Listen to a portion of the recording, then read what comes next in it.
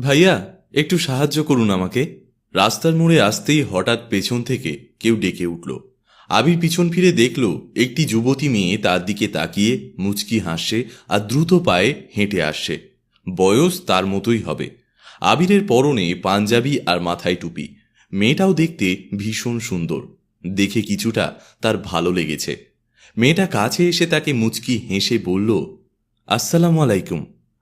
আবির তীক্ষ্ণ চোখে তাকিয়ে বলল, ওয়ালাইকুম আসসালাম। আপনি কে? আমার নাম লামিয়া। আমার গ্রামের বাড়ি কুষ্টিয়া।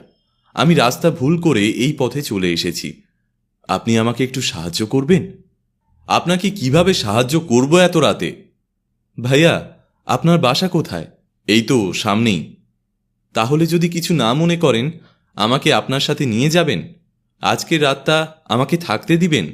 আবির বেশ অবাক হলো আর বলল, আপনি একটা যুবতী মেয়ে, এত রাতে আমার সাথে যেতে আপনার সমস্যা হবে না? না, আমার কোনো সমস্যা নেই। ঠিক আছে, যদি বিশ্বাস করেন তাহলে চলেন। লামিয়া বিস্মিত হয়ে বলল, আমি আপনাকে বিশ্বাস করি। চলেন আপনার বাসায়।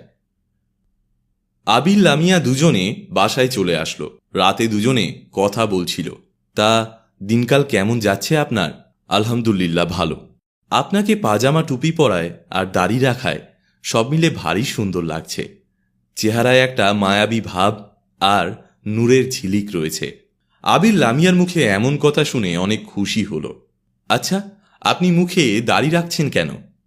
আবির হেসে বলল, এইভাবে বলতে নেই, এটা যে আমার রাসূলের সুন্নাত।